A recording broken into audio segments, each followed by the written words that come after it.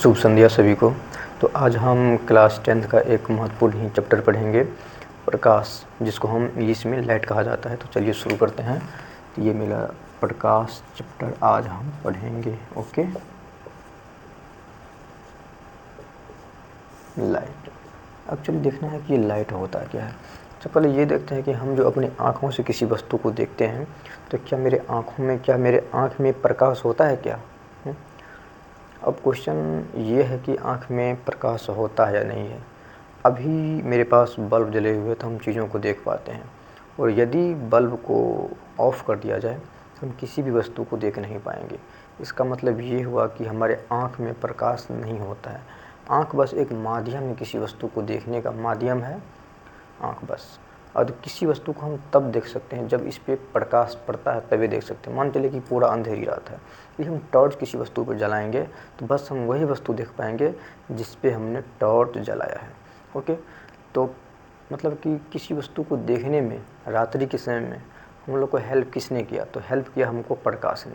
तो प्रकाश क्या हो गया? तो एक ऊर्जा है जिसके सहारे हम किसी वस्तु को देख पाते हैं। तो इसका डिफिनेशन यही हो जाएगा कि प्रकाश मेरा क्या है? एक प्रकार की ऊर्जा है जिसके सहारे हम किसी वस्तु को देखते हैं। तो लिखिए सीधा इसका, ये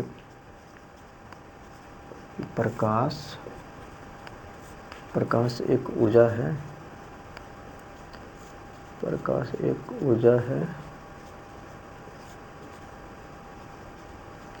जिसके सहारे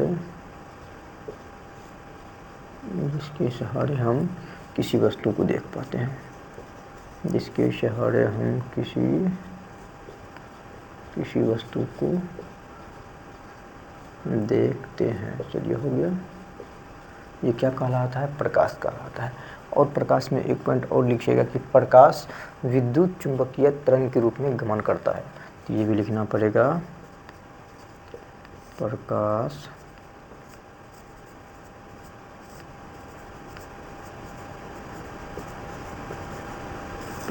विद्युत चुंबकीय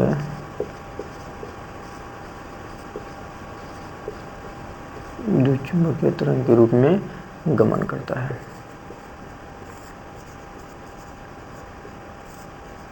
और तीसरा पॉइंट ये लिख लेना है कि प्रकाश का जो तरंग दैर्घ्य होता है, वेव लेंथ होता है, वो होता है 3900 से लेकर 7800 एंगस्ट्रम। तो प्रकाश का जो तरंग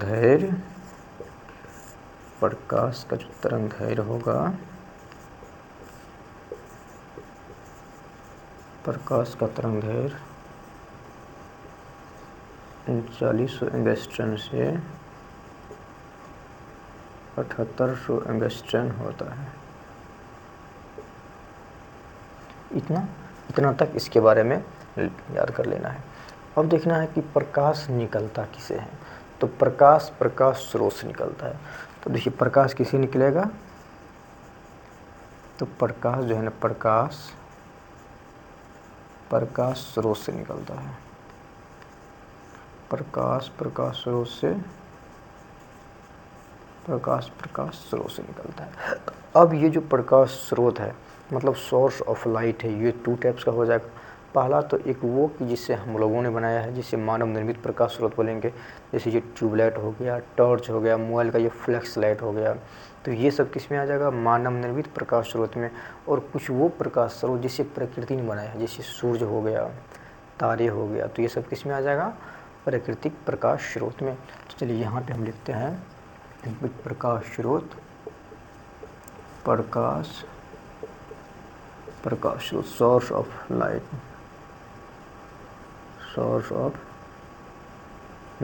तो ये कितना प्रकार का हमने बोला? 2 प्रकार का।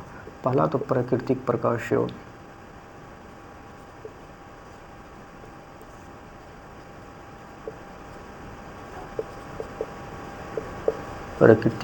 स्रोत, नेचुरल सोर्स ऑफ लाइट। इसमें मेरा क्या हो जाएगा? इस एग्जांपल में सूर्य हो जाएगा। क्या? सूर्य हो जाएगा, तारा हो जाएगा, जुगनू हो जाएगा, इत्यादि। सूर्य को पता है तारा, सूर्य तो मेरा एक प्रकार का तारा ही है। जुगनू, जिसको हम लोग लोकल भाषा में भौगजोगनी कहा जाता है, जुगनू हिंदी में कहा जाता है।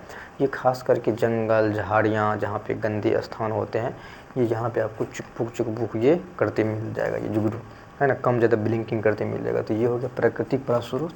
और दूसरा जो होता है इसका मेरा मानव निर्मित प्रकाश स्रोत। दूसरा क्या हो जाएगा? मानव निर्मित प्रकाश स्रोत। मानव निर्मित प्रकाश स्रोत,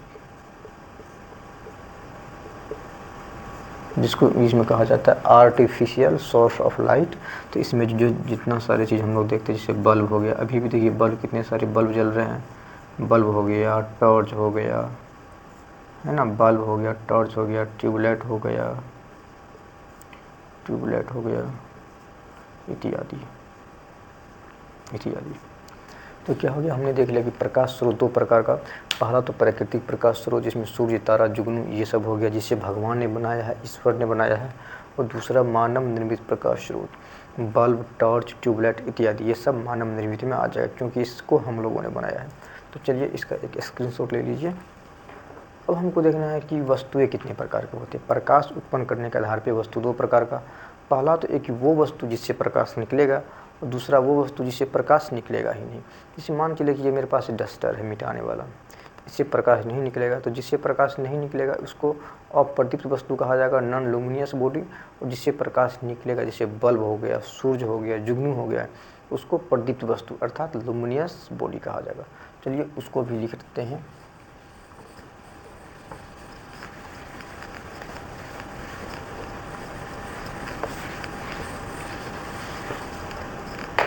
चलिए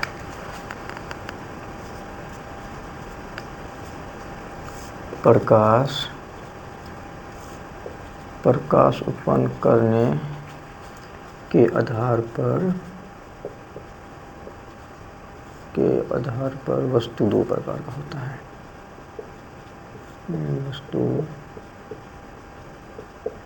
वस्तु 2 प्रकार का होता है। वस्तु 2 प्रकार का होता है। तो 1 नंबर में हो जाएगा मेरा प्रदीप्त वस्तु। कौन सा? प्रदीप्त वस्तु, जिसको इंग्लिश में कहा जाता है luminous body, LUMINOUS, luminous body. अब देखिए, प्रदीप्त वस्तु वो वस्तु होता है जिससे प्रकाश निकलता है। वे वस्तुएं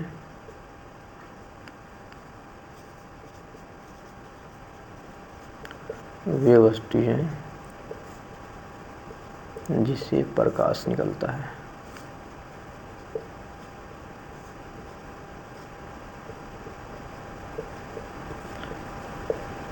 वे वस्तुएं जिससे प्रकाश निकलता है क्या कहलाएगा? प्रदीप्त वस्तु। इसका यदि एग्जाम्पल लेते हैं तो क्या हो जाएगा? सूर्य हो जाएगा, बल्ब हो जाएगा।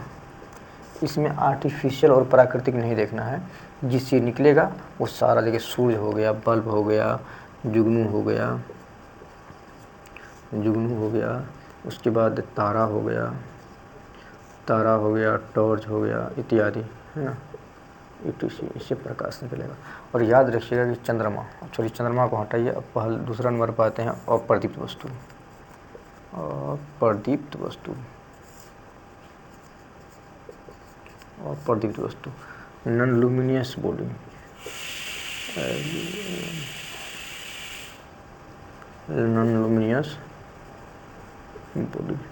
अब देखिए नॉन लुमिनियस बॉडी वो बॉडी होती है जिससे प्रकाश नहीं निकलता है। वे वस्तुएं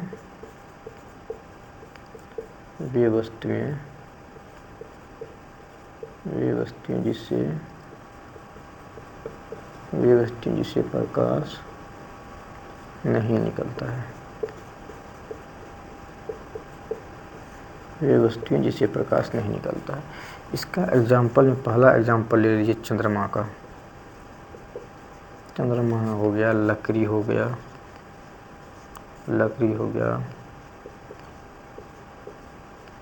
प्लास्टिक हो गया, कागज इत्यादि, ETC, है ना।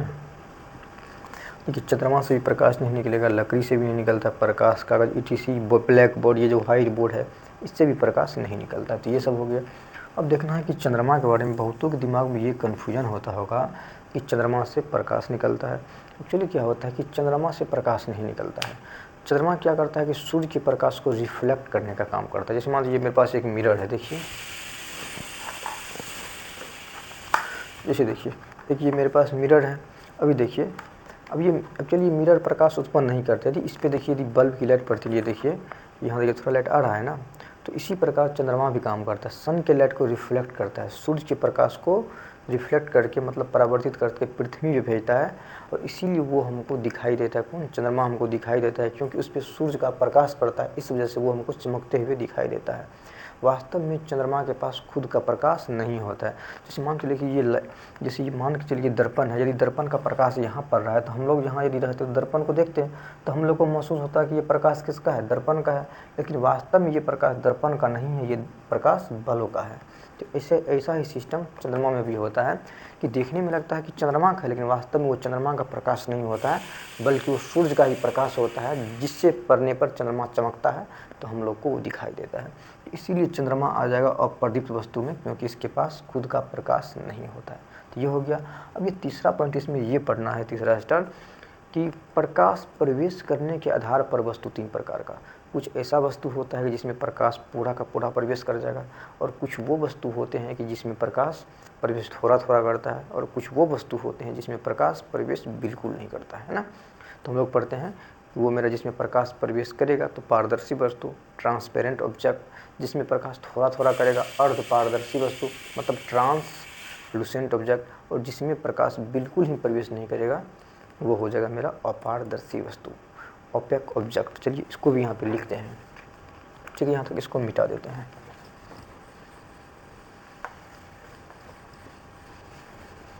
ये रहा।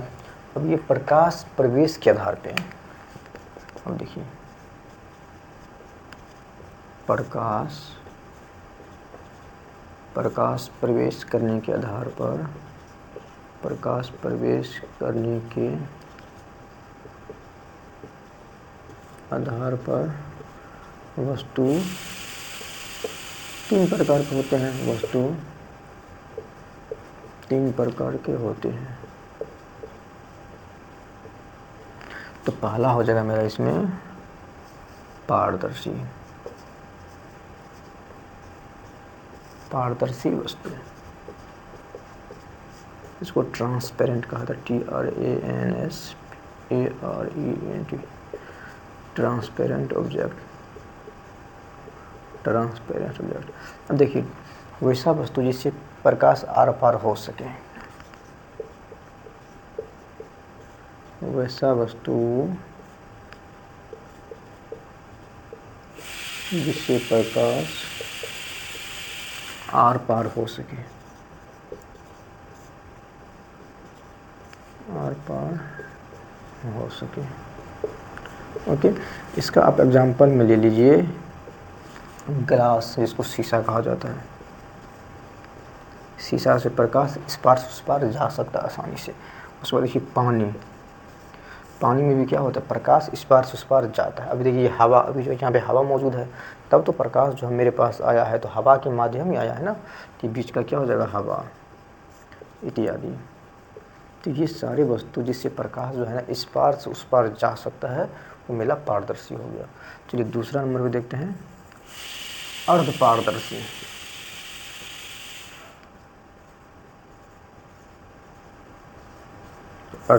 इसको कहा जाता है ट्रांसलूसेंट ऑब्जेक्ट,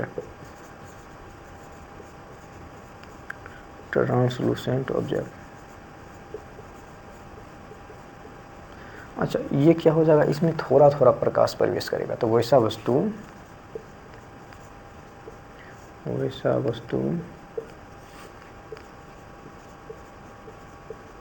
जिनसे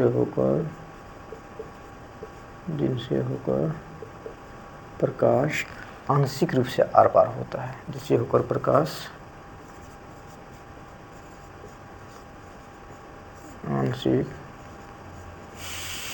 आंशिक रूप से आर पार होता है। जैसे एक एग्जांपल के तौर पे लेते हैं, एग्जांपल लीजिए इसका, एक घिसा हुआ शीशा,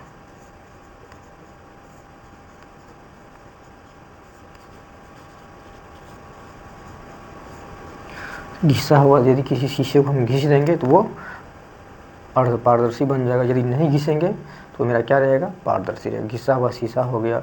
यदि किसी कागज़ को तेल में डाल देंगे ना, इधर से लाइट मारेंगे तो थोड़ा थोड़ा प्रकाश उस पार मेरा जाएगा। मतलब तेल में तेल लगा हुआ कागज़,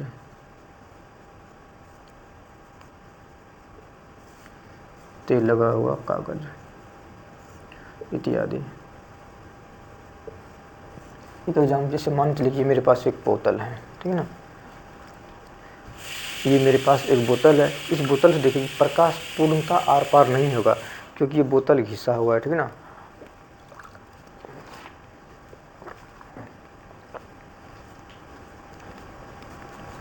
ये तीसरा देखना है, तीसरा हो जाएगा मेरा अपारदर्शी।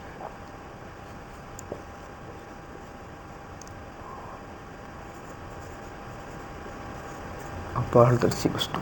अब ये अपारदर्शी वस्तु क्या है, जिसको ओपेक कहा जाता है, ओपेक। इससे प्रकाश आर पार नहीं होगा।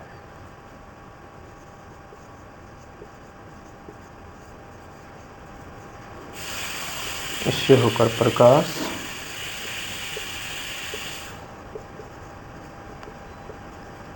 आर पार नहीं होता है। ओके, इसका एग्जांपल में आप देख सकते हैं। जैसे देखिए ये वाइट बोर्ड है, वाइट बोर्ड में क्या प्रकाश आर पार होगा, नहीं होगा। तो पहला क्या, ये जैसे वाइट बोर्ड ही हो गया, वाइट बोर्ड हो गया। उसके बाद देखिए दीवार हो गया, दीवार हो गया, कागज़ हो गया, कागज़ हो गया, लकड़ी हो गया, etc। तो ये हमने पढ़ लिया कि प्रकाश प्रवेश करने के आधार पर वस्तु तीन प्रकार के होते हैं। तो पारदर्शी, अर्धपारदर्शी और अपारदर्शी। पारदर्शी वस्तु से क्या होता है कि वैसा वस्तु जिससे हो के प्रकाश आर पार हो सके, है ना, जिससे हो के प्रकाश आसानी से, लिख दीजिए यहाँ पे, आसानी से आर पार हो सके, पारदर्शी। अर्धपारदर्शी में हो जाएगा कि वैसा वस्तु जिनसे हो के प्रकाश आंशिक रूप से, मतलब थोड़ा थोड़ा इस पार से उस पार हो सके। और तीसरा मेरा है अपारदर्शी, तो इनसे हो के प्रकाश आर पार नहीं होता है। ये मेरा हो जाएगा अपार। जैसे वाइट बोर्ड हो गया, दीवार हो गया, कागज़ हो गया, लकड़ी हो गया, तो ये सब मेरा आ जाएगा अपारदर्शी में। अब पढ़ते हैं हम किरण पुंज के बारे में पढ़ते हैं। किरण क्या होता है, जैसे प्रकाश जो चल रहा है ना, चलिए इसके बारे में थोड़ा डिटेल से देखते हैं।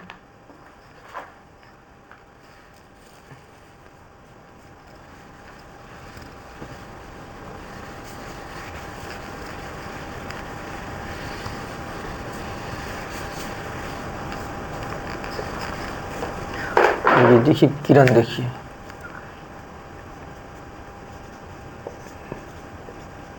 किरण जिसको कहा जाता है ये। अब ये किरण क्या होता है, कि हम सभी को पता है कि जो प्रकाश होता है वो सीधी रेखा में गमन करता है। जो सीधी रेखा में गमन करता है ना, उसी के पथ को किरण कहा जाता है। ये लिखना है कि प्रकाश सीधी रेखा में गमन करती है, प्रकाश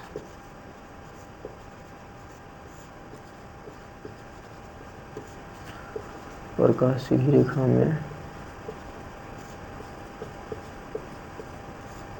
गमन करती है और इसी पथ को, पथ मतलब रास्ता, इसी पथ को किरण कहा जाता है।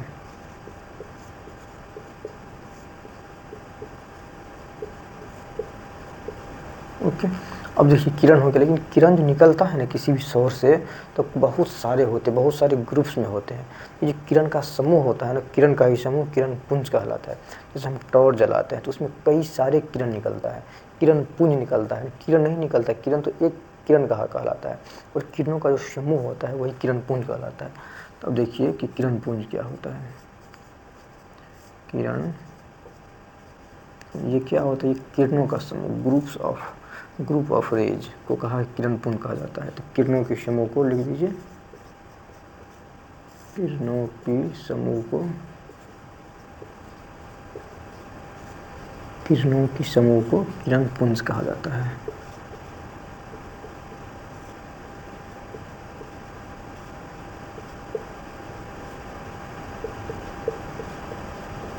ओके, अब ये किरण पुंज भी तीन प्रकार का होगा। पहला अभिसारी, अपसारी और समांतर। जैसे मान के चलिए कि हम एक मोबाइल का जो फ्लैश जलाते हैं ना, एक जगह से बहुत सारे क्या रहता है, एक फ्लैश तो एक छोटा सा पॉइंट होता है और इससे बहुत सारे किरण क्या होते हैं, निकलते रहता है। तो वो जो होता है ना, वो मेरा हो गया अपसारी, मतलब किसी एक बिंदु से निकलता हुआ प्रतीत होता है।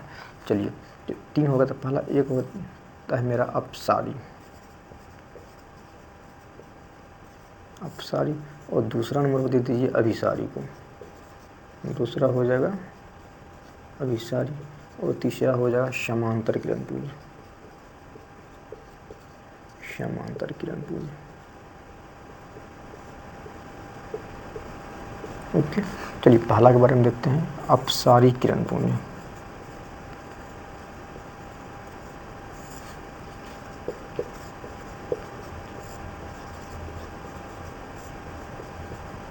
अपसारी में क्या होगा कि किसी एक बिंदु से प्रकाश की किरणपुंज निकलता हुआ प्रतीत होता है। इसमें क्या होता है कि वैसा किरणपुंज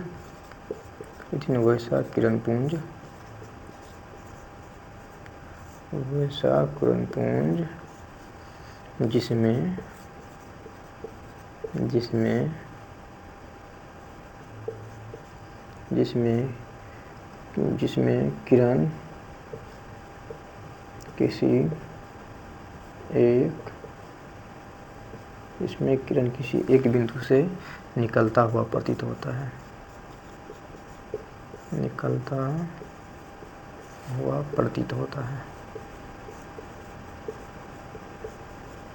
जैसे मान चलिए मेरा फुल एसलेट है, देखिए निकल रहा है ना, ये एरो दे दीजिए।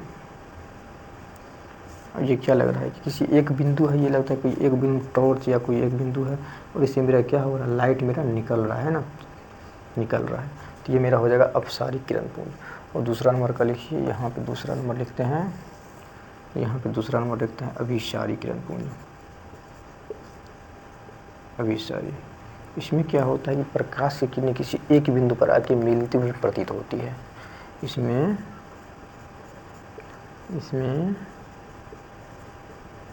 प्रकाश की किरणें किसी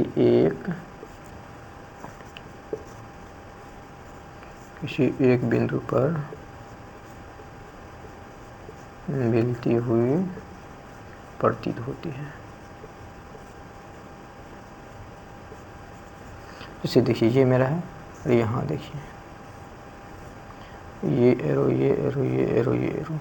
ये सभी ये दिखा रहा है कि मेरा सभी प्रकाश का जो किरण है ना, वो सभी एक बिंदु पे आके मिल रहा है।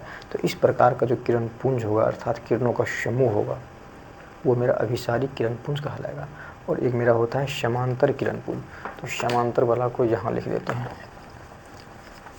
ये समांतर से ही पता चलता है ये एक दूसरे के समांतर होगा,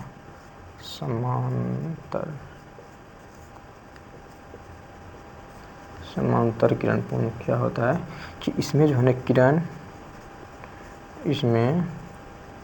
किरण एक दूसरे के समांतर होता है,